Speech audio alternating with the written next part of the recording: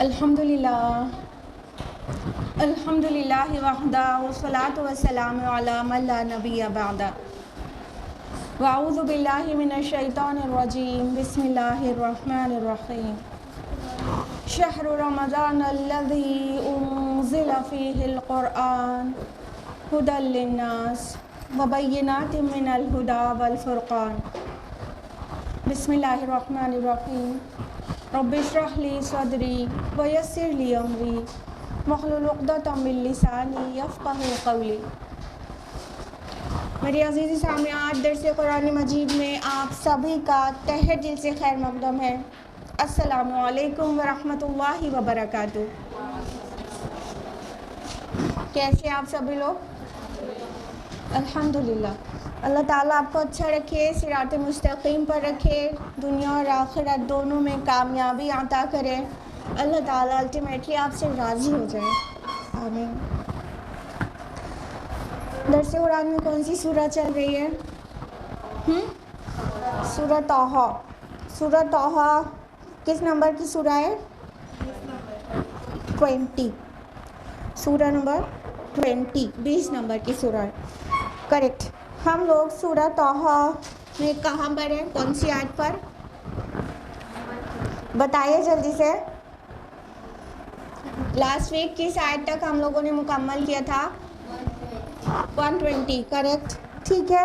تو آج کا جو درس باقاعدہ ہوگا تفصیل سے، وہ آیت نمبر 121 آنورڈز ہوگا۔ لیکن آپ سبھی کو پتہ ہے اس سے پہلے کیا ہوتا ہے؟ Quick revision. So let's take a quick revision. ہم لوگ نے لاسٹ ویک آیت نمبر 114 ٹو آیت نمبر 120 کیا تھا تفصیل سے، اس کا ہی ریویژن دیں گے بس لاسٹ ویک کا۔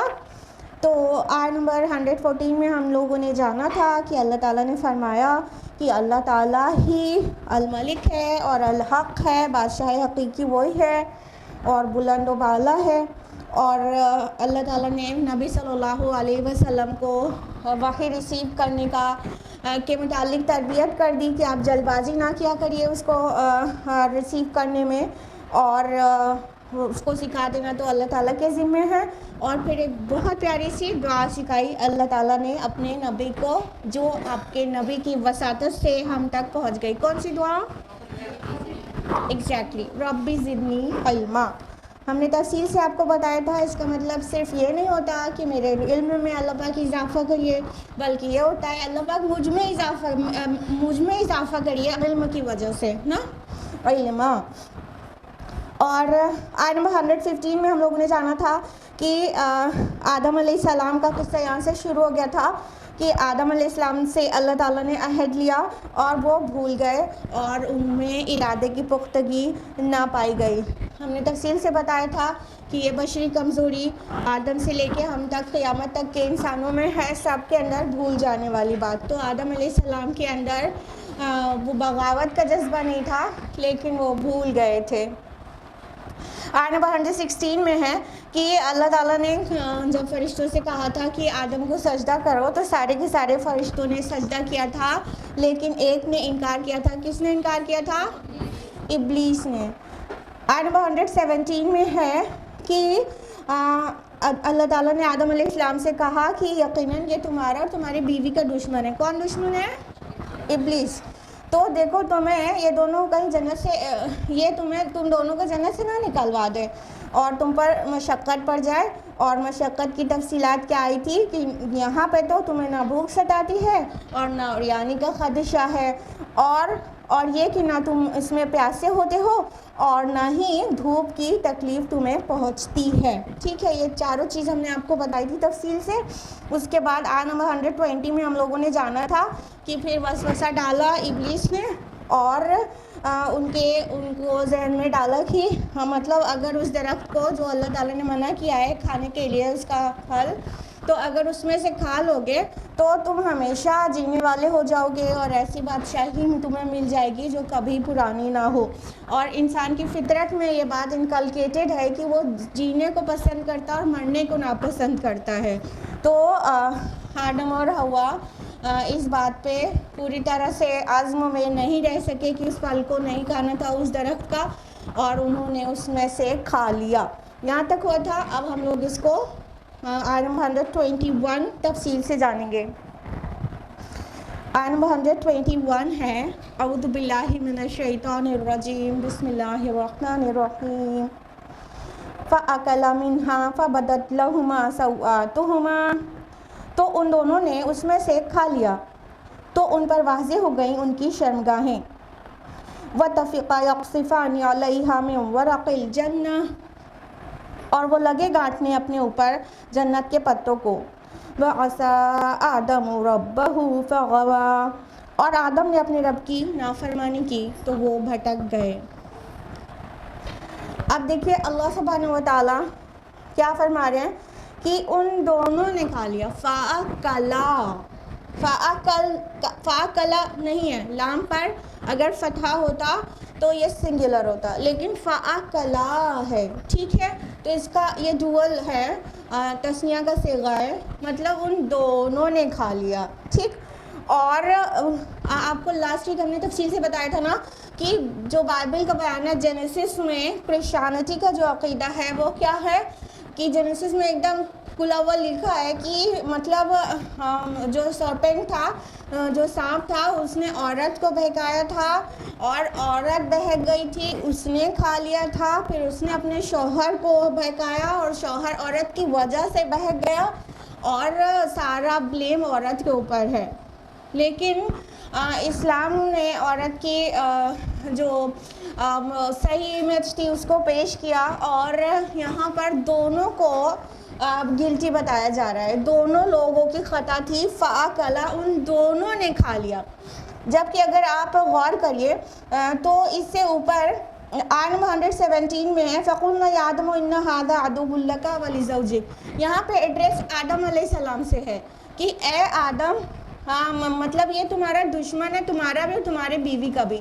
تو جب انسٹرکشنز دیے جا رہے ہیں، دھیان دیجیے گا، جب انسٹرکشنز دیے جا رہے ہیں تو ہیڈ آف دا فیملی کو دیے جا رہے ہیں. ٹھیک ہے، اور پھر ہیڈ آف دا فیملی کی ڈیوٹی ہے کہ اپنے گھر والی کو بھی وہ ان احکام سے اویئر کرائے. ٹھیک.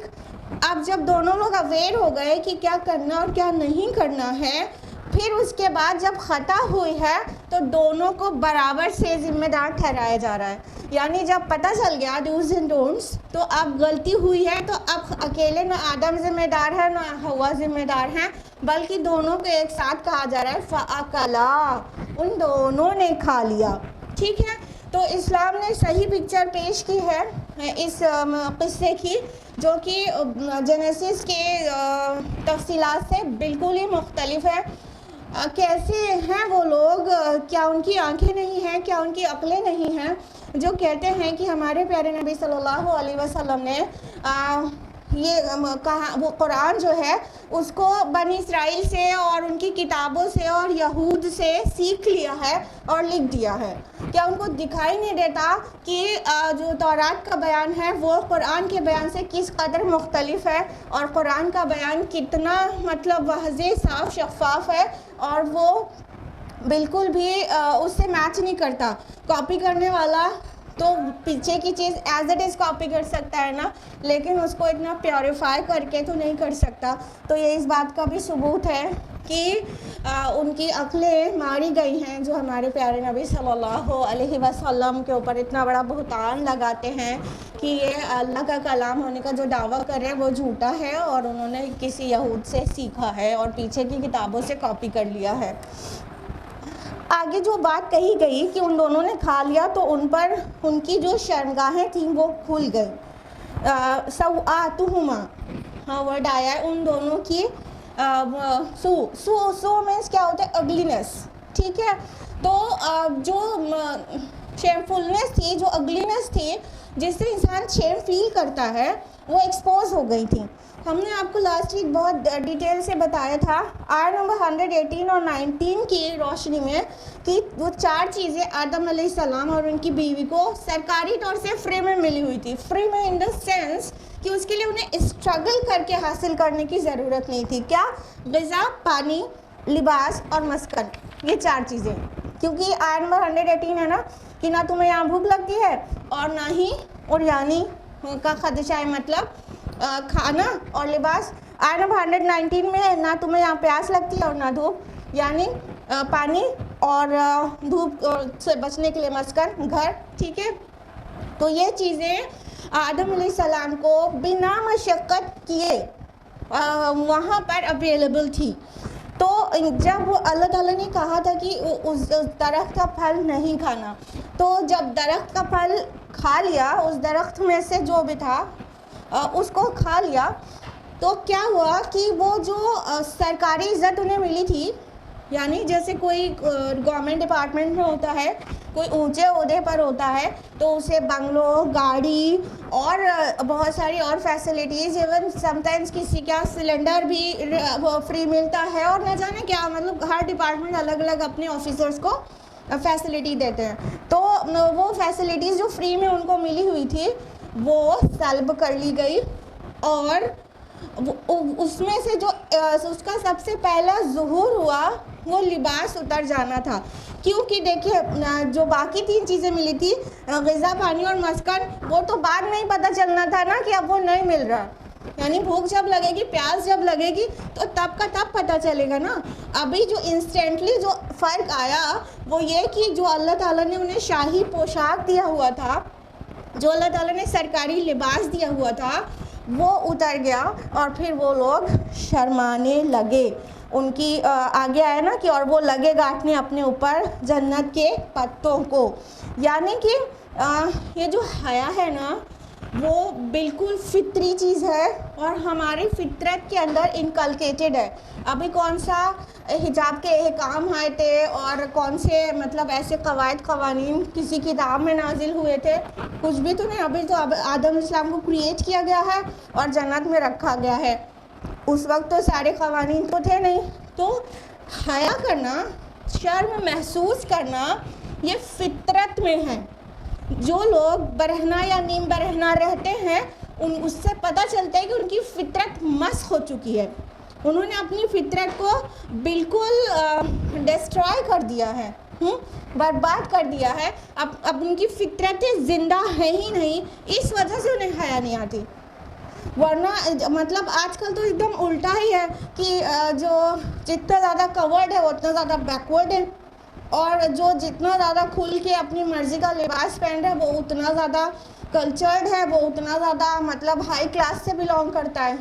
अगर ये बात सच्ची होती कि जितना कम कपड़ा पहनो तो सबसे ज़्यादा कल्चर्ड और सिविलाइज्ड हो, तो animals would have been most cultured and civilised once. क्यों? जानवर लोग कपड़े नहीं पहनते ना, तो कम कपड़े पहनने का मतलब सिविलाइज्ड होना होता है। तो फिर जानवर ही सबसे ज़्यादा सिविलाइज्ड हुए ना, क्योंकि वो कुछ भी नहीं पहनते।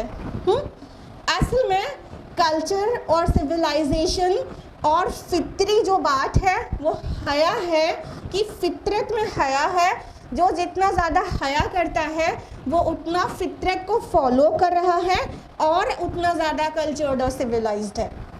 तो जैसे ही तो देखिए अभी कोई कवानीन नहीं आते और कोई हिजाब के और पर्दे के अहकामात नहीं आते, वो एक्सपोज हुए जैसे ही उनको शर्माने लगी, तो वो मतलब जन्नत के पत्तों को चिपकाने लगे अपने सत्रों को ढकने के लिए। आगे अल्लाह ताला ने फरमाया वअसा आदम रब्बहु फगवा, और आदम ने अपने रब की नाफरमानी की और वो भटक गए। फगवा जो वर्ड है वो गई से है, गई में से होता है, वो गई जो है रुश्द की ज़िद होता है। रुश्द मतलब हिदायत, ठीक है, और गई में हिदायत का ऑपोजिट। तो गलती तो हुई थी, ठीक है, रॉन्ग तो कमिट किया था। तो अल्लाह ताला ने फरमाया कि आदम से नाफरमानी तो हुई और वो भटक तो गए, उनसे मतलब कमिट तो हुई, मिस्टेक तो हुई, लेकिन वो गौर करने वाली बात है कि ये एक फितरी कमज़ोरी इंसान के अंदर, फितरी क्या बशरी कहना चाहिए, फितरत तो हमेशा अच्छे की तरफ बुलाती है, ठीक है। कई बार हम लोग फितरत वर्ड को रॉन्गली यूज़ कर लेते हैं, जैसे कहते हैं जैसे किसी कोई बहुत बद अखलाक है तो कह देता है कि वो उसकी फितरत में शामिल है। नहीं, फितरत में नहीं शामिल है। फितरत तो अल्लाह ताला की बनाई हुई है। हर वो अच्छी चीज़ को फितरत पसंद करती है और हर बुरी चीज़ को डिसलाइक करती है फितरत, ठीक है। तो फितरत की तरफ बुरी चीज़ों को मंसूब करना अल्लाह ताला पे इल्ज़ाम लगाना है, तो कहना चाहिए उनके मिजाज में शामिल है, यानी उन्होंने अपना मिजाज ही बिगाड़ लिया। फितरत की कॉल पे وہ اپنے کو مطلب وہ ہی نہیں کرتے، ایکشن ہی نہیں لیتے، مزاج ہی ان کا ویسا نہیں ہے کہ فطرت کی طرح سے ہو۔ تو کیا کہنا چاہ رہے تھے کہ جو فطرت ہے نا وہ تو بالکل پیور ہے، لیکن ایک چیز ہے بشری کمزوری، وہ ہر انسان کے اندر ہے، آدم سے لے کے قیامت تک کے انسانوں کے اندر، تو آنے والے وقت میں بھی ہے، ابھی بھی ہے اور تب بھی تھی۔ انسان بھول جاتا ہے، اس کے اندر وہ عزم اور استقامت جو وہ کرتا ہے کہ ہمیں سے سبھی لوگ یہ کام کرتے ہیں نا، اور ہمیشہ ہی کرتا ہے، طے کر لیتے ہیں کہ یہ بری عادت ہے میری، اب اس کو نہیں کرنا ہے، نہیں کرنا ہے، نہیں کرنا ہے، خوب رو رو کے اللہ سے توبہ کر لیتے ہیں، اور جس وقت اس کو کرنے کا وقت آ رہا ہوتا ہے تو وہ ساری توبہ اور رونا اور آنسو کہیں نہ کہیں نسیان میں چلا جاتا ہے اور ہم پھر غلطی کر ڈالتے ہیں، ہاں، اور کئی بار انسٹنٹلی یاد آ جاتا ہے کہ ہم نے سوچا تھا نہیں کریں گے، پھر کر دیا، پھر توبہ انسان کرتا ہے، کسی کو دن بھر کے بعد رات میں یاد آتا ہے، کسی کو اور دیر میں یاد آتا ہے، اور کسی کو کبھی یاد ہی نہیں آتا، سمجھ لو اس نے اپنی فطرت کو مس کرنا شروع کر دیا ہے۔ تو کیا کہہ رہے تھے، انسان بھول جاتا ہے جس وقت مطلب نفس کی محروب چیزیں سامنے ہوتی ہیں، تو وہ عزم، وہ ارادے کی پختگی کئی بار لوگوں میں نہیں رہ پاتی۔ اسی طرح سے انسان کو جج کیا جائے گا کہ اگر فطرت میں اس کی تھا کہ اچھائی کو پسند کرنا ہے، برائی سے کو ڈس لائک کرنا ہے، تو جب اس سے غلطی ہو گئی تھی تو اس پہ اڑا تو نہیں، اگر اس پر اصرار کیا غلطی پر تو وہ غلط ہے، ورنہ بشری کمزوری کی وجہ سے کوئی خطا ہو جانا، پھر توبہ کرنا اور اللہ سے معافی مانگنا، there is nothing wrong in it۔ اللہ کے رسول صلی اللہ علیہ وسلم فرماتے ہیں کہ تم میں سے سب سے اچھا گناہگار وہ ہے جو خطا ہونے کے بعد، گناہ ہونے کے بعد توبہ کر لیتا ہے، ٹھیک ہے، یعنی گناہگار کو بھی اچھا کہا گیا، سمجھ رہے ہیں؟ گناہ کرنا اچھی بات ہے، ہم یہ تو نہیں کہہ رہے ہیں، لیکن ہم یہ کہہ رہے ہیں کہ گناہ کر کے پلٹنا یہ بہت اچھی بات ہے۔ بشری کمزوری انسان کی ہے کہ وہ مطلب بھول جاتا ہے، اور جو عزم اٹھاتا ہے، جو طے کرتا ہے، وہ اس پہ نہیں رہ پاتا، لیکن کئی لیولز میں انسان کو یاد آتا ہے۔ ایک ایمانی لیول یہ آ جاتا ہے کہ کرنے سے پہلے ہی اللہ یاد آ جاتا ہے تو رک جاتا ہے انسان، ہاں، اس سے کم والا جو لیول رہتا ہے کرنے کے فوراً بعد اللہ یاد آ جاتا ہے اور فوراً توبہ کر لیتا ہے، اور یہ فوری توبہ کی تو قبولیت جو ہے فکسڈ ہے، طے ہے، گرانٹیڈ ہے، وہ توبہ جو فوری توبہ ہوتی ہے۔ ابھی غلطی ہوئی، ابھی ریئلائز ہو گیا اور ابھی توبہ کیا، سمجھ لو وہ توبہ قبول ہو گئی اور وہ معاف کر دیا گیا، ٹھیک ہے۔ اور کچھ لوگ کو تھوڑا دیر میں یاد آتا ہے اللہ، تو پھر کبھی بعد میں توبہ کر لیتے ہیں، اور بہتوں کو یاد ہی نہیں آتا ہے اللہ تعالیٰ، تو ان کا کیا کہیے، وہ بہت بد نصیب ہیں۔ تو گڑبڑی کہاں پر ہے؟ گڑبڑی یہاں پر ہے گناہ کر کے اڑ جانے میں، لیکن گناہ کر کے توبہ کرنے میں اتنا بڑا مسئلہ نہیں ہے۔ تو اللہ تعالیٰ نے بولا تو آدم علیہ السلام کے متعلق وَعَصَىٰ آدَمُ رَبَّهُ فَغَوَىٰ، کہ آدم نے اپنے رب کی نافرمانی کی اور وہ بھٹک گیا۔ تو ایک بات اور غور کریے، یہاں پہ کیا کہا جا رہا ہے، حوا کو کہا ہی نہیں جا رہا ہے، یہاں پہ خالی آدم کو کہہ دیا گیا علیہ السلام۔ کیا کہا گیا؟ آدم نے اپنے رب کی نافرمانی کی۔ جہاں پہ بھی قرآن میں 7 مقامات پر یہ آدم اور ابلیس والا قصہ ہے، اس میں زیادہ تر چیزیں ڈوئل کے صیغے میں ہی آتے ہیں، تسنیہ کے صیغے میں، ڈوئل میں آتا ہے، یعنی آدم اور حوا نے ساتھ میں کیا، ٹھیک ہے۔ یہاں پہ جو ایڈریس ہے کہ آدم نے اپنے رب کی نافرمانی کی اور بھٹک گیا، تو دیکھیے یہاں پر اگر ایک ایڈیشنل چارج ہے تو وہ مین پر ہے، وومن پر نہیں ہے۔ وہاں پہ بہت ایڈیشنل چارج، تو کیا مین کلپریٹ ہی وومن ہے۔ کرسچینٹی میں کیا ہے کہ عورت گناہ گار ہے، اور اسی وجہ سے لیبر پین اسے دیا گیا، اور وہ تکلیف کے ساتھ بچوں کو جنتی ہے، اور اسی لیے فیملی کا ہیڈ مرد کو بنا دیا گیا، وہ اس پر حکومت کرتا ہے۔ یہ ہے کانسیپٹ کرسچینٹی کا۔ اسلام کا کیا کانسیپٹ ہے کہ وہ غلطی دونوں سے ہوئی ہے، اور یہ ایک مقام ایسا بھی ایگزسٹ کرتا ہے قرآن میں جہاں پر صرف مرد کو کہا گیا کہ آدم سے نافرمانی ہو گئی اور بھٹک گیا، اور حوا کو ایک بھی جگہ، ان 7 مقامات میں ایک بھی جگہ حضرت حوا کو نہیں کہا گیا کہ وہ بھٹک گئیں یا انہوں نے بھٹکا دیا آدم کو، کہیں ایک بھی جگہ نہیں ہے۔ کتنی واضح تعلیمات ہیں اسلام کی، کتنا اپلفٹنگ ہے فار ویمن، اور ہم لوگ سمجھ ہی نہیں پاتے کہ مطلب اسلام کی شکل میں ہم عورتوں کو کیا ملا ہے، جو پورے دنیا کو ملا ہے، لیکن اس صنف نازک کو کیا ملا ہے، اسے قرآن میں اگر غوطہ سے نہیں کرے تو وہ سجدے ہی میں پڑی رہے اپنے رب کے آگے، کہ ہمارے اللہ نے ہمیں جو عزت دی ہے اسلام کو فالو کرنے اور قرآن کو فالو کرنے میں، وہ کسی مذہب کی عورتوں کو نہیں ملی، کسی سوسائٹی میں نہیں ملی، کسی مورل انسٹیٹیوشنز میں نہیں ملی، کسی این جی اوز نے نہیں دلائی، کبھی کسی نے وہ عزت نہیں دلائی عورت کو جو اسلام نے دی ہے۔ تو بات یہیں ختم نہیں ہو جاتی، پراؤڈ ٹو بی اے مسلم۔ بات یہ ہے کہ پھر ہم لوگ بھی اپنے رب کی شکر گزار بندیاں بن کر اس کا اپنا جو گریٹیٹیوڈ ہے وہ اللہ تعالیٰ کے سامنے شو کریں، اپنا شکرانہ اللہ تعالیٰ کو اللہ کی بات مان کر دیں، یعنی اے رب آپ نے ہم کو اتنا دیا ہے، اب ہم بھی یہ کریں گے کہ آپ کی نافرمانی نہیں کریں گے، آپ کے بتائے کوڈ آف لائف یا قرآن کے مطابق اپنی زندگی گزاریں گے انشاءاللہ۔ آیت نمبر 122 ہے ثم اجتباہ ربہ فتاب علیہ وہدی، پھر اس کے رب نے اسے پسند کر لیا، اس کی توبہ قبول فرمائی اور اسے ہدایت بخشی۔ سبحان اللہ۔ ابھی کہا گیا وَعَصَىٰ، اس سے نافرمانی فَغَوَىٰ، اور وہ بھٹک گیا۔ سبحان اللہ۔ اگلی ہی آیت میں انسٹنٹلی کیا کہا گیا؟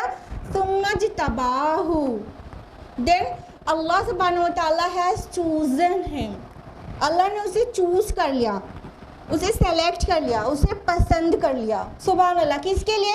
جس کے بارے میں ابھی کہا جا رہا تھا اسے نافرمانی ہو گئی، اب اللہ نے اسے پسند کر لیا۔ کیوں؟ کیونکہ اس نے توبہ کی تھی۔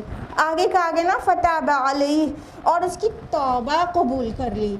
ہاں، اللہ تعالیٰ التواب ہے، اللہ تعالیٰ تواب الرحیم ہے، وہ سچی توبہ کو ضرور بالضرور قبول کرتا ہے۔ ہاں، تو اللہ تعالیٰ نے کیا کیا؟ توبہ قبول کر لی اور ہدایت بخشی۔ یعنی جب انسان توبہ کرتا ہے تو اس میں کیا کیا چیزیں ہوتی ہیں؟ ایک تو وہ اپنے پچھلے گناہوں سے شرمندہ ہوتا ہے، جو بات کے لیے توبہ کر رہا ہے اس سن کو کمٹ کر کے وہ امبیرس اور گلٹی فیل کرتا ہے اور شرمندہ ہوتا ہے کہ اس سے وہ کام ہو گیا، وہ نہیں ہونا چاہیے تھا۔ ٹھیک ہے، یہ شرمندگی سچی توبہ میں ضرور ہوتی ہے۔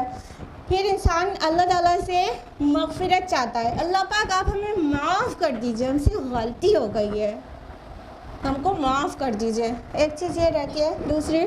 تیسری چیز کیا رہتی ہے؟ پلٹتا ہے اللہ کی طرف، پلٹتا ہے نیک اعمال کی طرف، یعنی جو غلطی ہو گئی تھی اس کو ریپیٹ نہیں کرنے کا عزم اٹھاتا ہے۔ ہاں، ٹھیک ہے، اور اللہ تعالیٰ کی طرف پلٹنا بھی یہی ہے اور اپنے اعمال کی اصلاح کر لینا بھی یہی ہے۔ ٹھیک ہے، تو انسان پلٹتا ہے نا، تو یہاں پر اللہ تعالیٰ اس کے آگے والا جو کانسٹیٹوئنٹ ہے توبہ کا، سب سے لاسٹ والا جو ہم بتا رہے ہیں تھرڈ ون، وہ بھی اس کو بھی قبول کر رہا ہے، کہہ رہا ہے اور ہدایت بخشی۔ ٹھیک ہے، یعنی غلطی ہوئی تھی ان سے لیکن انہوں نے توبہ کی اور اس کے بعد اللہ تعالیٰ سے معافی مانگا، تو کیا ہوا؟ اللہ تعالیٰ نے انہیں معاف بھی کر دیا، پہلے انہیں چوز کر لیا۔ مطلب آدم اور ابلیس میں ڈفرینس سمجھیے۔ آدم علیہ السلام سے بھی غلطی ہوئی، ان کو مطلب پروہیبٹ کیا گیا تھا to eat the fruit of that tree, ٹھیک ہے، لیکن انہوں نے پروہیبٹڈ کھا لیا، ان سے غلطی ہوئی کہ نہیں؟ ابلیس سے بھی غلطی ہوئی۔ کیا غلطی ہوئی ابلیس سے؟ سجدہ نہیں کیا، اس نے انکار کر دیا اپنے رب کے ایک آرڈر کا، رائٹ؟ دونوں سے غلطی ہوئی۔ کتنا میجر ڈفرینس ہے مگر دونوں میں، وہ غلطی ہونے کا ڈفرینس نہیں ہے، وہ غلطی کے بعد والا ڈفرینس ہے دونوں میں، جس کی وجہ سے ایک کے لیے اللہ تعالیٰ کہہ رہے ہیں اس کی توبہ قبول کر لی، اس پر رحم کیا اور اسے چوز کر لیا اور اسے ہدایت دی، اور دوسرے کے لیے کہہ رہے ہیں اللہ تعالیٰ نے اپنی رحمت سے محروم کر دیا، مردود کر دیا۔ کیا ڈفرینس تھا دونوں کا؟ بتائیے۔ ایگزیکٹلی، آدم علیہ السلام اپنے گناہ پر، غلطی پر نادم ہوئے اور اللہ کی طرف پلٹے، اور ابلیس نے کیا کیا؟ اپنی غلطی پر اصرار کیا، اس نے توبہ نہیں کی. جب اس سے کہا گیا کہ اس چیز نے تجھے روکا کہ جس کو میں نے اپنے ہاتھوں سے بنایا اس کو تو سجدہ کرے, کس چیز نے تجھے روکا, تو اس نے کہا کہ وہ انا خیر منہ, میں اس سے بہتر ہوں. خلقتنی من نار و خلقتہ من طین, آپ نے مجھے آگ سے بنایا اور اسے مٹی سے. یعنی وہ اپنی غلطی پہ معافی نہیں مانگ رہا, پشیمان نہیں ہو رہا ہے, اپنی غلطی پہ اڑ گیا اور آرگیومنٹس دے رہا ہے. اور یہ آرگیومنٹ شو کرے ایروگنس نا, تکبر بھی ظاہر کر رہے ہیں نا. اور تکبر جس کے اندر رائے کے دانے برابر بھی ہو وہ جنت میں نہیں جائے گا. تو یہ شریعت خالی محمد رسول اللہ صلی اللہ علیہ وسلم کی تھوڑی ہے, کچھ بنیادی باتیں سبھی میں کامن ہیں. ہاں, تو یہ بات کہ تکبر کرنے والا جنت میں نہیں جاتا. تو ابلیس نے کیا کیا تھا, تکبر کیا تھا اور اپنی غلطی پہ اصرار کیا تھا. تو point to be noted here is that we all are sinners. ہم سے غلطیاں ہو ہی جائیں گی, ہو چکی ہیں اور آگے بھی ہو جائیں گی. ابھی آپ چاہے لکھ کے بھی دے دیں کہ ہم اپنے بہت سارے گناہوں پہ بہت شرمندہ ہیں اور ہم کبھی نہیں کریں گے, آپ یقین سے وہ بات لکھ کے سائن کر کے دے سکتے ہیں کہ آپ آئندہ کی زندگی کے حصے میں آپ گناہ نہیں کریں گے. لکھ کے دے سکتے ہیں؟ نہیں, کیونکہ ہو جائے گی نا, پھر بشری کمزوری کی وجہ سے کوئی خطا ہو جائے گی, غلطی. لیکن اسمارٹ اور انٹیلیجنٹ پرسن وہ ہے جو اپنی غلطی کے بعد اللہ کی طرف پلٹتا ہے, اور بے وقوف وہ ہے جو اپنی غلطی پہ اڑ جاتا ہے. جب کوئی اسے ریمائنڈ کراتا ہے کہ بھائی اللہ کی بندی کہ دیکھو ایسے سے ایسا ہو گیا, فلاں کا دل دکھ گیا یا کچھ بھی ہو گیا, تو اس پہ تھوڑا نظر ثانی کر لو. نہیں, ہم نے تو صحیح کیا تھا, نہیں میری تو غلطی نہیں تھی, نہیں ان کی سوچ ایسی ہے, نہیں ان کا تو مزاج ہی ایسا ہے, نہیں مجھے تو ایسے ہی کرنا ہے, میں تو آگے بھی ایسے ہی کرنے والی ہوں. پرابلم یہاں پر ہے. جب ہم اپنی غلطی پر اصرار کرتے ہیں, جب ہم اڑ جاتے ہیں اور کہتے ہیں نہیں ہم ایسے ہی رہنے والے ہیں, I haven't done anything wrong, جب صاف اڑ جاتے ہیں, تو دونوں کا ڈفرینس مطلب آدم علیہ السلام اور ابلیس کا قصہ 7 بار ریپیٹ کیا گیا, اور اس کا جو سب سے ایکسس میں جو اس کا میسج ہے وہ یہی ہے کہ آدم سے بھی غلطی ہوئی, ابلیس سے بھی غلطی ہوئی, ایک نے توبہ کر کے اللہ کی رحمتوں کے مستحق بن گیا, اور دوسرا اپنی غلطی پہ اصرار کر کے ہمیشہ کے لیے مردود ہو گیا اور اللہ کی رحمت سے دوری ہو گئی اس کو. ہاں, وہ ملعون ہو گیا, رجیم ہو گیا. ٹھیک, آدم علیہ السلام کے بارے میں جو آئے فتاب علیہ, تو اللہ تعالیٰ نے ان کی توبہ قبول فرمائی. تو کون سے الفاظ تھے ان کی توبہ کے؟ ماشاء اللہ, ایوری باڈی نوز, ماشاء اللہ, بارک اللہ فی. یہ ان کے توبہ کے الفاظ ہیں. سورہ اعراف سورہ نمبر 7 آیت نمبر 23 میں, ربنا ظلمنا انفسنا, اے ہمارے رب ہم نے اپنے نفس پر, اپنی جان پر ظلم کر ڈالا, ہم نے. دونوں لوگ مانگ رہے ہیں, ٹھیک ہے. وَإِن لَمْ تَغْفِرْ لَنَا, اگر آپ نے ہم کو معاف نہ کیا, وَتَرْحَمْنَا, اور ہم پر رحم نہ کیا, لَنَكُونَنَّ مِنَ الْخَاسِرِينَ, تو ہم نقصان اٹھانے والوں میں سے ہو جائیں گے, ہم تباہ ہو جانے والوں میں سے ہو جائیں گے, ہم برباد ہو جانے والوں میں سے ہو جائیں گے. جب بھی بندہ اللہ تعالیٰ کا کہتا ہے I have wronged our soul, تو اللہ تعالیٰ کو پسند آتا ہے. دیکھیے موسیٰ علیہ السلام بھی جب وہ مکہ مار دیا تھا قبطی کو اور وہ مر گیا تھا, تو انہوں نے انسٹنٹلی کیا دعا مانگی تھی؟ رب انی ظلمت نفسی فاغفر لی, اے میرے رب میں نے اپنے نفس پر ظلم کیا, بس آپ مجھے بخش دیجئے. اس کے آگے آیت کنٹینیو ہوتی ہے, سٹاپ بھی نہیں ہوتی بات. فغفر اللہ, اللہ تعالیٰ کا جواب آ جاتا ہے اور اللہ نے اسے معاف کر دیا. تو جب بندہ کہتا ہے مجھ سے میں نے اپنے اوپر ظلم کیا, یعنی گناہ کر کے میں نے کسی کا کیا بگاڑا ہے, میں نے اپنے اوپر رانگ کیا ہے, میں نے اپنے ذات پر ظلم کیا ہے, میں ظالموں میں سے ہو گیا. یونس علیہ السلام نے کیا دعا مانگی تھی مچھلی کے پیٹ میں؟ لا الہ الا انت سبحانک انی کنت من الظالمین, کہ کوئی بھی عبادت کے لائق نہیں, کوئی بھی الہ نہیں ہے سوائے آپ کے. ٹھیک ہے, بے شک میں ہی ظالموں میں سے تھا. ایک ہلکی سی لغزش ہو گئی تھی, اپنی قوم کو چھوڑ کر ٹائم سے پہلے آ گئے تھے. نبی اور رسول کے لیے گنجائش نہیں ہوتی ہے کہ اپنی قوم کو چھوڑے یہاں تک کہ اللہ تعالیٰ ہجرت کا حکم دے دے. تو ہجرت کا حکم آنے سے پہلے ہی وہ اپنے لوگوں سے نکل کے آ گئے تھے. تو پھر کیا ہوا تو وہ سب آپ کو پتہ ہے. مچھلی کے پیٹ میں جانے کے بعد انہوں نے کیا کہا تھا کہ عبادت کے لائق کوئی بھی نہیں ہے سوائے آپ کے, اور آپ تو پاک ہیں, غلطی کرنے والا تو میں ہوں, میں نے میں ظالموں میں سے ہو گیا. تو جب اس وے میں کوئی اللہ تعالیٰ سے مانگتا ہے نا تو اللہ تعالیٰ اسے معاف کر دیتے ہیں. یہ سچی پشیمانی ہے نا کہ ارے میں نے گناہ کیا تو میں نے کس کا کیا بگاڑا ہے, کسی کا تھوڑا موڑا نقصان ہوگا, میں نے تو اپنے اوپر ظلم کر لیا, میں نے اپنا بہت بڑا نقصان کر لیا. جب یہ چیز انسان ایکنالج کرتا ہے تو پھر اللہ تعالیٰ اس کی اگلے جو توبہ رہتی ہے, جو مانگتا ہے, وہ دے دیتے ہیں اللہ تعالیٰ. تو اللہ تعالیٰ نے معاف کر دیا اور چوز بھی کر لیا آدم علیہ السلام کو. اب یہ کہاں پر تھے؟ جنت میں. اب یہ رسول نہیں بنایا تھا نا ان کو, اور اس کے بعد زمین پر بھیجنے کے بعد ان کو اپنا رسول بنایا. تم مجھے تباہ ہوا, انہیں چوز کر لیا, انہیں سلیکٹ کر لیا. اس سے یہ پوائنٹ بھی نکل کر آتا ہے نا کہ کچھ لوگ کہتے ہیں کہ رسول سے تو غلطی نہیں ہوتی ہے, معصوم ہوتے ہیں. آدم علیہ السلام تو رسول تھے, ان سے غلطی کیسے ہوئی؟ تو اس کا جواب بھی یہی ہے کہ وہ امام راضی رحمہ اللہ نے یہ جواب لکھا ہے کہ ابھی وہ جنت میں تھے, ابھی ان کو رسول نہیں بنایا گیا تھا. یہ غلطی تب ہوئی تھی جب ان کو زمین پر بھیجا گیا ہے, تب ان کی ظہور نبوت, ظہور رسالت ہوا ہے. تو وہ اس وقت کی غلطی نہیں ہے, وہ پہلے کی بات تھی جب ابھی رسول ڈکلیئر نہیں ہوئے تھے. آیت نمبر 123 اخلا بتامنھا جمیعا بعضکم لبعض عدو. اس کے بعد اللہ نے فرمایا کہ تم سب کے سب اس سے اتر جاؤ, اب تم ایک دوسرے کے دشمن ہوگے. فَإِمَّا يَأْتِيَنَّكُم مِّنِّي هُدًى فَمَنِ اتَّبَعَ هُدَايَ فَلَا يَضِلُّ وَلَا يَشْقَىٰ. تو جب بھی تمہارے پاس میری طرف سے کوئی ہدایت آئے تو جس نے پیروی کی میری ہدایت کی تو وہ نہ بہکے گا اور نہ ہی ناکام ہوگا. اللہ تعالیٰ آگے فرما رہے ہیں کہ پھر اللہ تعالیٰ نے ان لوگ کو آرڈر دیا دونوں کو کہ اتر جاؤ یہاں سے. تو پہلی بات تو یہ جو جس جنت میں رکھا گیا تھا اس میں تھوڑا سا ڈفرینس آف اوپینین بھی ہے اسکالرس کا کہ کہاں جنت میں گیا. جنت میں کیا ہوتا ہے؟ باغ ہوتا ہے نا, گارڈن. تو جو گارڈن میں رکھا گیا تھا تو زیادہ اسکالرس کی اوپینین تو یہی ہے کہ وہ وہی جنت تھی جو نیکی کے بدلے میں آخرت میں ملے گی حساب و کتاب کے بعد.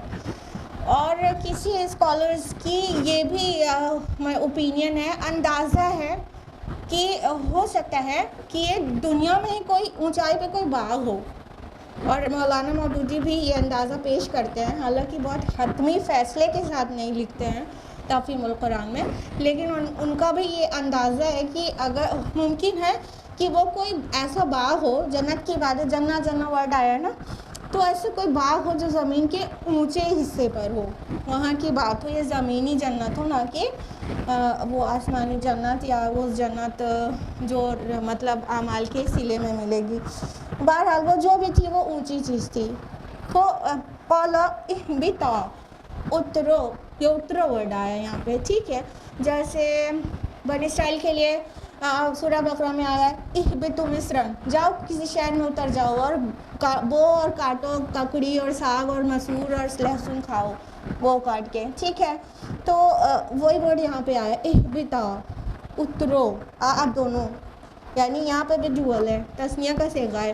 آدم علیہ السلام کے قصے میں زیادہ تر تثنیہ کا صیغہ ملتا ہے اور قرآن میں تثنیہ کا صیغہ بہت کم ملتا ہے, اور اس قصے میں اکثری جگہ تثنیہ یعنی ڈوئل ملتا ہے, ٹھیک ہے. تو اللہ تعالیٰ نے فرمایا کہ تم دونوں اتر جاؤ, تم ایک دوسرے کے دشمن ہوگے, یعنی آدم اور اولاد آدم اور ابلیس کی پروجنی, یہ ایک دوسرے کے دشمن ہوں گے. وہ تو دشمنی کا اعلان وہیں پر ہو ہی گیا تھا. ابلیس نے کیا کہا تھا کہ آپ نے اس کی وجہ سے مجھے گمراہ کر دیا. یہ ایٹیٹیوڈ جو ہے یہ ابلیسی ایٹیٹیوڈ ہے. انسان سے جب خود غلطی ہوتی ہے تو وہ اپنی غلطی کو چھپانے کے لیے دوسروں کو بلیم کرنے لگتا ہے کہ اس کی وجہ سے سب کچھ ہو گیا. ہوتا ہے نہیں ہمارے ریئل لائف سچویشنز میں بھی, ہوتا ہے نہیں ہوتا؟ ایک نہیں 1000 بار ہوتا ہے. انسان اپنی غلطی نہ ماننے کی وجہ سے بہت سارے بہانے بناتا ہے اور دوسروں کو اس کا مطلب وہ ریزن بتا دیتا ہے کہ اس کی وجہ سے وہ حالات پیدا ہوئے، اس لیے ہو گیا، اس میں میری غلطی نہیں، اگر اس نے ایسا نہ کیا ہوتا تو مجھ سے ایسا نہیں ہوا ہوتا. ٹھیک. ابلیسی یہ ایٹیٹیوڈ ہے. ابلیس نے بھی یہی کہا تھا نا کہ آدم کو آپ نے مٹی سے بنایا، مجھے آگ سے بنایا، اور اس کی بزرگی کا اعلان کر کے مطلب اس کے سجدے کا حکم دے کے مجھے آزمائش میں ڈال دیا، اور اس کی وجہ سے میں گمراہ ہو گیا، اس کی وجہ سے میں معلوم ہو گیا. ریزن دوسرے کو بنا دیا. ہاں، خود تو غلطی پہ اڑ رہا ہے اور ریزن کیا دے رہا ہے. تو وہ دشمنی کا اعلان تو وہیں پہ ہو گیا تھا کہ وہ کہہ رہا ہے مطلب ابلیس کی اس کی وجہ سے ہم مطلب اللہ تعالیٰ کی رحمت سے مایوس ہو گئے. ابلیس اس کا صفاتی نام ہے، پتہ ہے نا. اس کا نام کچھ جگہوں پر عزازیل آتا ہے. اللہ تعالیٰ نوز بیٹر کہ اس کا ایکچوئل نیم کیا تھا. جو جنوں کا سب سے پہلا تھا ابلیس. تو اس کا یہ جو ابلیس نام ہے وہ بلاسا سے ہے. بلاسا میں ہوتا ہے مایوسی. تو ابلیس اس کو کہیں گے جو مایوس ہو گیا ہو، جو اللہ تعالیٰ کی رحمت سے مایوس ہو گیا ہو، تو مایوس کو ابلیس کہیں گے. تو اس کا جو نام ہے وہ اس کے کام کی وجہ سے ہے، نہ کہ اس کا مطلب ایکچولی نام تھا. ٹھیک. تو وہ وہاں پر اس نے ریزن دے دیا کہ مجھے تو اس کی وجہ سے، آدم کی وجہ سے میں مطلب اپنے رب کی رحمت سے مایوس ہو گیا. تو اللہ تعالیٰ نے واضح کر دیا تمہارے ایک دوسرے کے دشمن ہوں گے. ابلیس نے تو اعلان دشمنی وہیں کر ہی دیا تھا، اور آدم کا تو کھلا، اور پروجنی کا آدم علیہ السلام کے تو کھلا ہوا دشمن ہے ہی. تو دیکھو ہم لوگ کوئی بھی اچھے کام کریں تو اس میں بہت سارے وسوسے ڈالتے ہیں کہ ارے اتنا تو چلتا ہے، اب اتنا بھی کیا مشقت اٹھانا وغیرہ وغیرہ. کوئی غلط کام کرے تو پیٹھ تھپ تھپاتا ہے، اور کہ مطلب ٹھیک ہے یو آر ڈوئنگ رائٹ، آپ بالکل صحیح جا رہے ہیں. تو شیطان جو ہے ہم لوگ کو گناہ کی طرف آمادہ کرتا ہے، اور گناہوں کو بہت خوبصورت سے ریپر میں، بیوٹیفل اور گلیمرس ریپر میں ریپ کر کے پیش کرتا ہے کہ وہ اچھا معلوم ہوتا ہے، اور اس میں کھچاؤ سا محسوس ہوتا ہے. تو ہو گیا نا دشمن. روز آخرت جا کے کیا بولے گا؟ میں نے تو صرف وسوسہ ڈالا تھا، تم کو کرنے پہ مجبور تھوڑی کیا تھا، تم نے خود کیا ہے، اب بھگتو اپنے گناہ کی سزا. اعلان برات کر دے گا وہاں پہ، ہے کہ نہیں دشمن. اور اللہ تعالیٰ نے قرآن حکیم میں بارہا کئی مقامات پر کھلا کھلا بیان کیا ہے انہو لکم عدو مبین، بے شک وہ تمہارا کھلا ہوا دشمن ہے. اوپن اینمی، ایک ہوتا ہے اینمی جو اوپن نہ ہو، مطلب چھپ چھپا کے دشمنی کرے، سامنے آتی ہی نہیں اس کی دشمنی، سمجھ آتا ہی نہیں کہ یہ دشمن ہے. ایک ہوتا ہے اوپن اینمی، کھلی دشمنی کرتا ہے، واضح ہے اس کی دشمنی. تو ابلیس کے متعلق، اولاد ابلیس کے متعلق اللہ تعالیٰ نے قرآن میں بارہا فرمایا ہے انہو لکم عدو مبین، وہ بے شک تمہارا کھلا دشمن ہے، اوپن اینمی ہے، تو اس سے ہوشیار رہو. تو آگے فرمایا کہ اب تم ایک دوسرے کی دشمنی کرو گے جا کے زمین پر. اور تو آدم اور اولاد آدم انکلوڈنگ ابلیس اور اولاد ابلیس، اللہ تعالیٰ نے کہا پھر جس کے پاس میری طرف سے ہدایت آئے گی اور وہ اس کی پیروی کرے گا تو وہ نہ بہکے گا اور نہ ہی ناکام ہوگا. یعنی اللہ تعالیٰ نے اگر ابلیس کو تھوڑی سی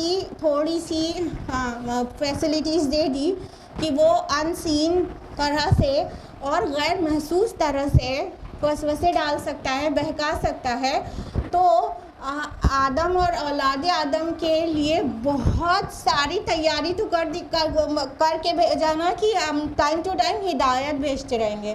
اور یہ ہدایت کتابیں بھی ہیں، اور یہ ہدایت رسول بھی ہیں، اور ان کے لائے ہوئے ٹیچنگز، ان کے پیغام بھی ہیں. ٹھیک ہے، یہ ساری ہدایات ٹائم ٹو ٹائم آتی ہی رہے گی. جب ایک کتاب کی تعلیمات آلموسٹ مسخ ہونے والی یا ہو چکی رہتی تو دوسری کتاب نازل ہو جاتی، دوسرے رسول آ جاتا. اور کئی زمانہ ایسا بھی دیکھا ہے انسانیت نے کہ ایک لمحہ برابر رسول سے خالی نہیں رہی زمین. ٹھیک ہے، تو ایسا بھی صدیاں ایسی بھی گزری ہیں، لیکن کم از کم مطلب جب ضرورت رہی ہے کہ پچھلی تعلیمات کافی مطلب پیرش ہو چکی ہیں تو اگلا رسول آ جاتا، اگلی کتاب آ جاتی۔ پھر کیا ہوا کہ آخری رسول آ گئے صلی اللہ علیہ وسلم، تو آپ کے بعد کسی کو نہیں آنا تھا، تو اس کا کیا انتظام کیا اللہ پاک نے؟ بتائیے، رہتی دنیا تک ہاں، اور میسج کو فارورڈ کرنے کا، اور مین چیز سب سے بتائیے، ہاں قرآن کے لیے اللہ تعالیٰ نے اس کے قیامت تک پیورٹی کا، اس کو محفوظ رکھنے کا ذمہ اپنے پر لے لیا، ٹھیک ہے، کہ یہ میرا یہ ذکر، ہاں ان نحن نزلنا الذکر وان له لحافظون، ہم نے ہی اس ذکر کو نازل کیا ہے اور ہم ہی اس کی حفاظت کریں گے، ٹھیک ہے۔ تو یہ سورہ ہجر کے نمبر 9 ہے۔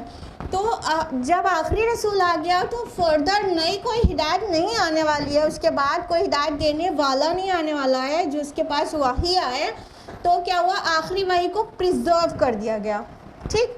بہت طرح سے وہ چیز پریکٹس میں آتی ہے، لیکن اللہ تعالیٰ کے ذمے اس نے کر دیا۔ اس سے پہلے کسی کتاب کو یہ عزت حاصل نہیں تھی کہ وہ کبھی چینج نہ ہو، لیکن قرآن مجید 1400 سال سے اب آج تک بھی چینج نہیں ہوا، قیامت تک بھی چینج نہیں ہوگا۔ تو کیا ہے کہ ہدایت کا جو منبع اور سرچشمہ ہے کتاب اللہ، وہ اتنا محفوظ ہے کہ اب اس میں کوئی ڈاؤٹ نہیں ہے، جو بھی اس کتاب کی طرف آئے گا وہ ہدایت پائے گا، اگرچہ اس کی نیت ہدایت پانے کی ہو۔ ابھی خامی نکالنے کی غرض سے قرآن پڑھیں گے تو نکال ہی لیں گے آپ کی اپنی عقل کے مطابق، ہے تو نہیں، لیکن کوئی نہ کرٹکس نکال ہی لیتے ہیں، ٹھیک ہے۔ لیکن جو ہدایت پانے کی غرض سے قرآن مجید کو پڑھے گا تو لازماً طے شدہ گارنٹیڈ بات ہے کہ وہ ہدایت پائے گا اور ضرور پائے گا۔ تو اللہ تعالیٰ نے فرمایا کہ تمہیں بس یہ کرنا ہوگا کہ جب جب میری طرف سے ہدایت آئے خدا تو تم اس کی پیروی کرنا۔ اگر تم ایسا کرو گے تو جو لوگ ایسا کریں گے وہ کیا ہوں گے، نہ بہکیں گے اور نہ ہی ناکام ہوں گے، ٹھیک ہے۔ یعنی راہ راست سے بھٹکنے والے بھی نہیں ہوں گے اور آخرت میں ناکام بھی نہیں ہوں گے۔ دنیا میں ہدایت کی زندگی گزاریں گے اور آخرت میں وہی کامیابی انہیں واپس مل جائے گی جو کہ جہاں سے آدم علیہ السلام کا ایکچولی مسکن تھا، وہ اولاد آدم کو واپس میراث میں دے دیا جائے گا۔ This is not the question answer round. Would you please ask me question afterwards? Okay. Ayat number 124. وَمَنْ أَعْرَضَ عَنْ ذِكْرِي فَإِنَّ لَهُ مَعِيشَةً ضَنْكًا، اور جس نے میری یاد سے اعراض کیا تو یقیناً اس کے لیے ہوگی دنیا کی زندگی بہت تنگی والی۔ وَنَحْشُرُهُ يَوْمَ الْقِيَامَةِ أَعْمَىٰ، اور ہم اٹھائیں گے اسے قیامت کے دن اندھا کر کے۔ اللہ تعالیٰ نے آگے فرمایا کہ اور جس نے میری یاد سے، یا کہ یہاں جو عربی میں لفظ آیا ہے ذکر آیا ہے، ان ذکری، جس نے میری یاد سے، میرے ذکر سے غفلت برتی، اعراض کیا، تو ہم اس کی زندگی، اس کی لائف کو ٹائٹنس میں گزاریں گے۔ He would feel his life is a tight life، ٹھیک ہے، ایک تنگی والی زندگی اسے نصیب ہوگی، اور قیامت میں اٹھائیں گے تو اندھا کر کے۔ اب دیکھیے جو الذکر ہے وہ آپ سبھی کو پتہ ہے کیا ہے، الذکر کیا ہے، قرآن ہے، ٹھیک ہے، the best reminder, the ultimate reminder، وہ کیا ہے، the specific reminder، وہ ہے قرآن۔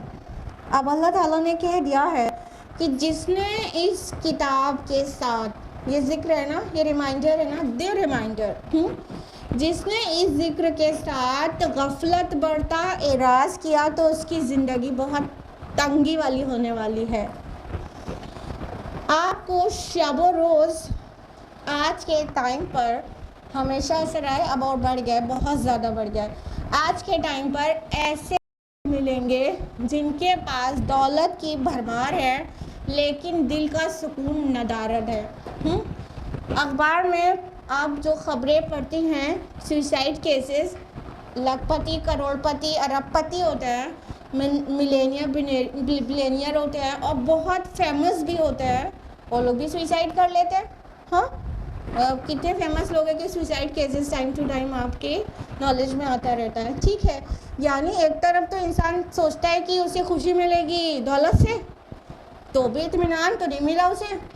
کوئی سمجھتا ہے کہ اسے شہرت سے، فیم سے اسے سکون ملے گا یا خوشی ملے گی، تو نہیں ملا. اتنے سارے لوگ سوئسائڈ کرتے ہیں. کون سوئسائڈ نہیں کرتا ہے؟ جو مومن ہوتا ہے وہ کتنی بھی ایڈورسٹیز میں ایڈجسٹ کر لیتا ہے، سوئسائڈ نہیں کرتا. اور سوئسائڈ کون کرتا ہے؟ انعام شہرت والے اور دولت والے سوئسائڈ زیادہ کرتے ہیں. کیوں کرتے ہیں؟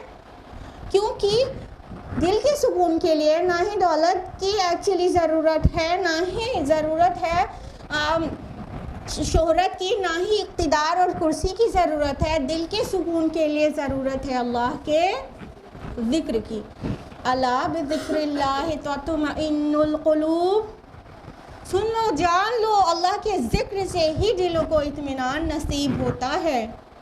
سورہ الرعد کی آیت ہے. ٹھیک ہے، تو ہم لوگ اپنے اراؤنڈ کتنے ہی لوگوں کو دیکھتے ہیں، ان کی زندگی ٹائٹنس میں گزر رہی ہے. اس کا فلسفہ بھی سمجھ لیجئے کہ ایسے لوگوں کی جو رب کے نافرمان ہوتے ہیں اور اللہ کے ذکر سے اور اللہ کی کتاب سے غافل رہتے ہیں، ان کی زندگی ٹائٹنس میں جاتی کیسے ہے، اس کی سائیکالوجی بھی سمجھ لیجئے اور فلسفی بھی سمجھ لیجئے. دیکھیے، جب انسان دولت کا پجاری ہو جاتا ہے نا، تو چاہے اس کو سونے کی وادی کیوں نہ مل جائے، وہ ایک اور کی خواہش کرنے لگتا ہے. ایک اور مل جائے تو ایک اور کی خواہش کرتا ہے. ہاں، لاکھ پتی ہونا چاہتا ہے، ہو جاتا ہے تو کروڑ پتی ہونا چاہتا رہتا ہے، کروڑ پتی ہو جاتا ہے تو ارب پتی ہونا چاہتا رہتا ہے. مطلب دولت وہ بھوک ہے اور دنیا کی محبت وہ ایسی پیاس ہے جس سے جو کبھی سیر نہیں ہونے دیتی، کبھی سیر نہیں ہونے دیتی.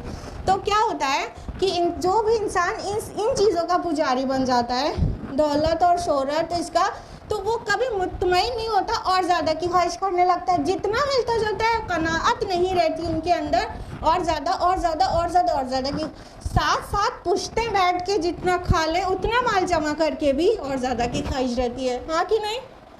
ہمارے لیڈرز کے پاس ہے نا، ہاں، ہندوستانی نیتا لوگ جو ایسے سادہ لباس میں باہر نکلیں گے اور ان کے پاس مال اتنا دفن رہتا ہے کہ ان کی 7 پشتیں بنا کمائے کھا لیں ان کے لیے کافی ہو جائے. اتنی دولت جمع کرے رہتے ہیں، پھر بھی اور گھپلا گھوٹالا کرتے رہتے ہیں اور زیادہ چاہتے رہتے ہیں. ہاں، یہ کیا ہے؟ یہ کبھی نہ مٹنے والی پیاس ہے. یہ ایسی پیاس کی بیماری ہے کہ جتنا پورے سمندر کا پانی پی جائے مریض تو اس کی پیاس نہیں بجھتی. یہی وجہ ہے کہ ان کے دل مطمئن نہیں رہتے، وہ بے چین رہتے ہیں. راتوں کو ان کو نیند نہیں آتی. انسومنیا کا مرض ان کو، ڈپریشن کا مرض ان کو، اینٹی ڈپریسنٹس وہ کھاتے ہیں اور سلیپنگ پلز وہ کھاتے ہیں اور تب بھی انہیں نیند نہیں آتی. یہ دنیا کی بھوک اور دنیا کی پیاس اتنی شدید ہوتی ہے کہ اور زیادہ کی خواہش ان کی لائف میں ٹائٹنس لا دیتی ہے.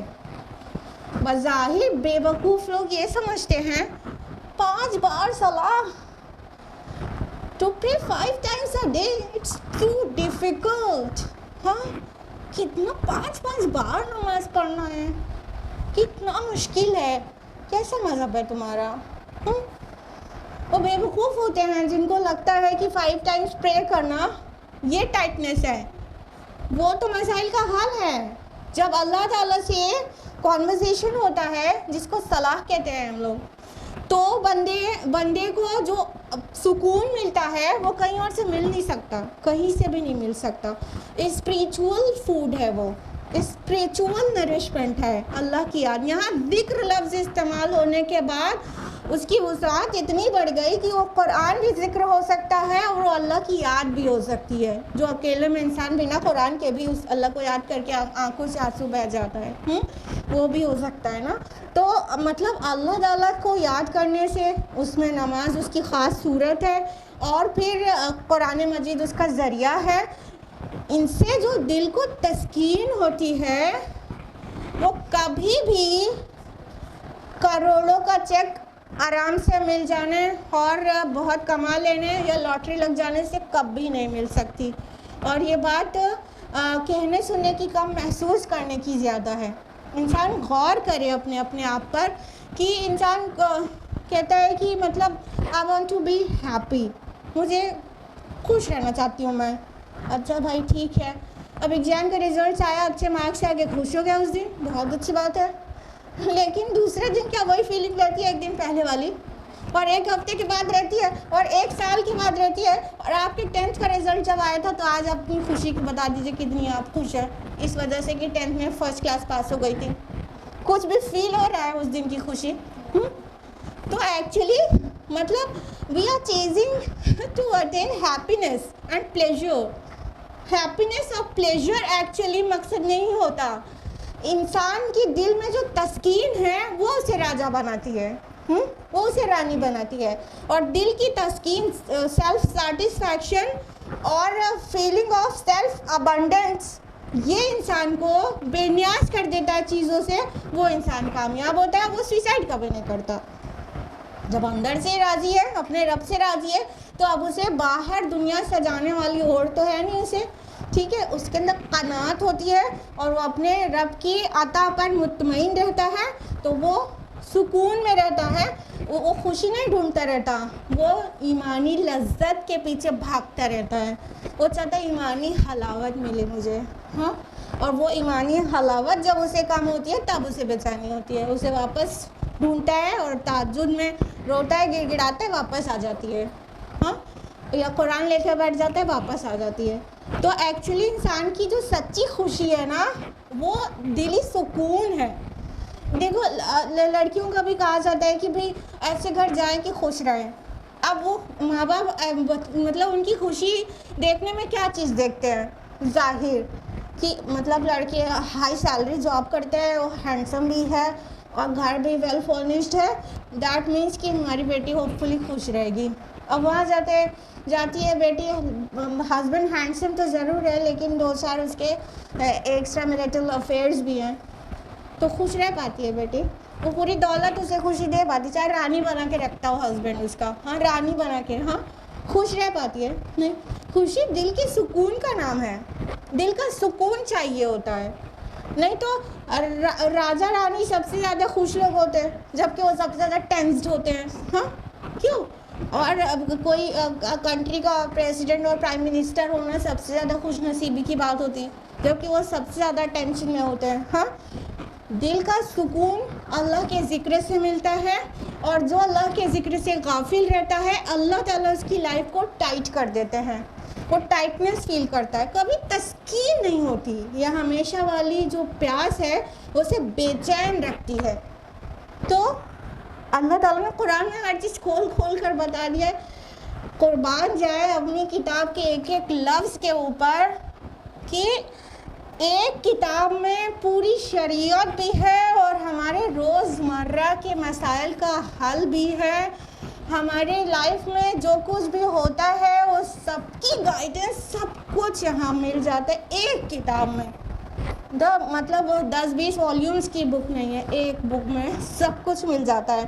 تو یہاں واضح کر دیا گیا کہ جو اللہ کے ذکر سے تنگی برتے گا نا اس کے ساتھ ایسا ہوگا، اس کی لائف تنگ ہو جائے گی. اور اللہ کے ذکر سے منہ موڑے گا.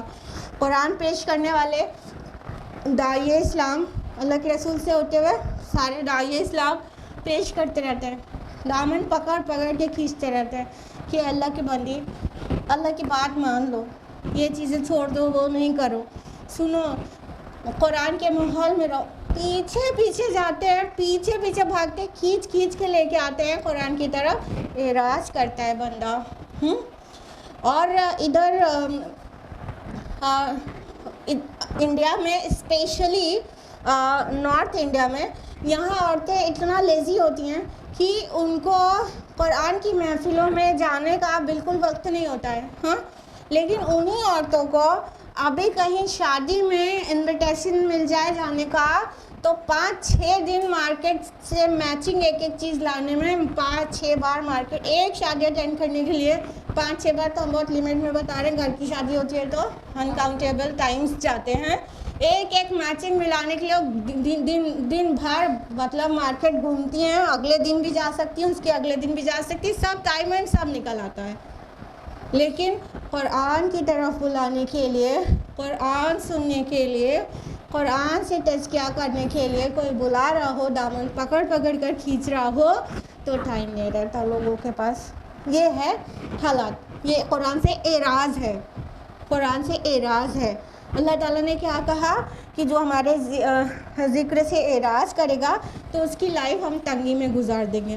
وہ کتنا میک اپ پوت کے چلی جائیں، پھر وہاں کوئی اور بہت خوبصورت لگتی رہتی ہے، پھر وہ دل ان کا تنگ ہو جاتا ہے کہ یار تو کتنی محنت کیا اپنے لباس کے لیے اور میک اپ کے لیے، اس کو دیکھو ہم سے زیادہ خوبصورت لگ رہی ہے، باقی سب کی نظریں اس کی طرف ہے، میری طرف نہیں ہے، تو پھر تنگی محسوس کرنے لگتی ہے. ہو گیا نا، سارے تگ و دو کا جنازہ نکل گیا اتنی محنت کا. ہاں، یہی تگ و دو اللہ تعالیٰ کے راہ میں کر لیتے تو ایسی تسکین ملتی ہے، ایسی تسکین ملتی ہے جیسے لگتا ہے یہ کہیں اور سے لایا ہی نہیں جا سکتا. قرآن کی خدمت کر لو یا تو کسی کی ہیلپ کر دو، مطلب کسی کی موٹی سی ہیلپ کر دو، کوئی بہت پریشان تھا کسی بھی وجہ سے، ضروری نہیں ہے کہ دولت سے مدد کریں، کسی طرح کی، جیسے کسی کی کاؤنسلنگ کر دیا، کسی کو سمجھا دیا. پھر کوئی بھی اچھا کام کر لو نیکی کا جو اللہ اور رسول کا آرڈر ہے، اس کے کرنے کے بعد جو سکون ملتا ہے، ایسا لگتا ہے ساری دنیا جیت لیا. ہاں کہ نہیں؟ اتنا بڑا والا، ہاں شبنم کا اتنا بڑا والا، ہاں باقی لوگ کا چھوٹا چھوٹا ہاں بھی ہے کہ نہیں؟ ہاں، مطلب کوئی اچھا کام کر کے جس کو قرآن آرڈر کرتا ہے اور اللہ اور اس کا رسول آرڈر کرتا ہے، اس کام کو کر لو تو جیسا سکون ملتا ہے، جیسی مسرت ہوتی ہے، وہ کسی دولت اور شہرت کسی چیز سے بھی ویسا کبھی بھی نہیں ملا نا. تو وہاں سے اصل میں دلوں کو تسکین ملتی ہے. اور آگے جو بات کہی جا رہی ہے وہ تو بڑی خوفناک ہے، اور ہم اٹھائیں گے اسے قیامت کے دن اندھا کر کے. یعنی دنیا میں تو ٹائٹ ہوگی اس کی لائف، لیکن قیامت میں ہی ول بی اے بلائنڈ. اور ایسا نہیں ہوگا وہ کمپلیٹلی بلائنڈ ہوگا، کیونکہ قرآن مجید وضاحت کرتا ہے کہ وہ دیکھنے والا بھی ہوگا. یعنی جیسے سورہ قاف میں سورہ نمبر 50 آیت نمبر 22 میں فرمایا کہ تو اس چیز سے غفلت میں پڑا ہوا تھا اور ہم نے آج تیرا پردہ ہٹا دیا اور آج تیری نگاہ خوب تیز ہے.